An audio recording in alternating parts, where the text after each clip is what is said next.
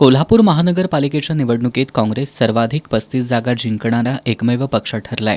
या यशाबद्दल काँग्रेसच्या कार्यकर्त्यांनी गुलालाची उधळण करून एकच जल्लोष केला. या निकालानंतर आमदार सतेज पाटील यांनी पत्रकारांशी संवाद साधला.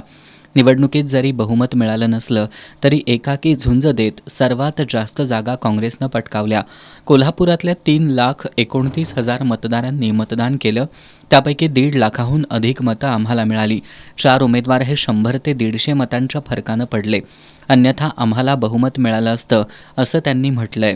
म्हणजे बहुमताकडे आम्ही गेलो असतो. एक उमेदवार आमचा 16 मतांनी पडलेला आहे. 100 आणि 150च्या मतामध्ये 4 उमेदवार आमचे पराभूत झालेले आहेत. नाहीतर हा बहुमताचा आकडासुद्धा आम्ही निश्चितपणे गाठू शकलो असतो.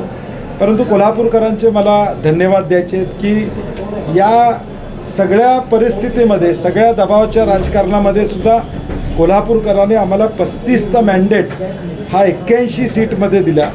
अजून कदाचित 5-6 सीटा आल्या असत्या तर बहुमत झालं असतं. महायुतीकडून मुख्यमंत्री, उपमुख्यमंत्री यांच्यासह दिग्गज नेते कोल्हापुरात प्रचारासाठी येऊन गेले. पण कोल्हापूरकर त्यांना भारी पडल्याचं सांगत आमदार सतेज पाटील यांनी एकटे लढले असते तर कुणाची किती ताकद आहे हे कळालं असतं, असा टोला महायुतीच्या नेत्यांना लगावलाय. आपण ज्यावेळी एकत्रित मतं करू, उद्या आमचे जे बंडखोर उभारले होते त्यांची एकत्रित मतं केली तर आपल्याला लक्षात येईल की पुरोगामी नाही आहे. त्या विचारानंच पुरोगामी नाही आहे असं ते म्हणतात, तर तसं नाही आहे. तर त्या विचाराचा अजून कोल्हापूरकर आहे म्हणून तर एवढा मॅन्डेट मिळाला. नाही तर महाराष्ट्रामध्ये बघतोय आपण 70% 80% भाजपला अनेक ठिकाणी यश त्या ठिकाणी मिळते. आणि मग या सगळ्या वातावरणामध्ये किमान आम्ही आमचा गड राखून या ठिकाणी ठेवला.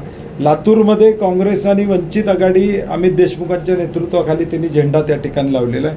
आणि म्हणून मला वाटतं ताकदीनं महाराष्ट्रामध्ये आम्ही जिथं शक्य आहे तिथं लढवण्याचा प्रयत्न केला.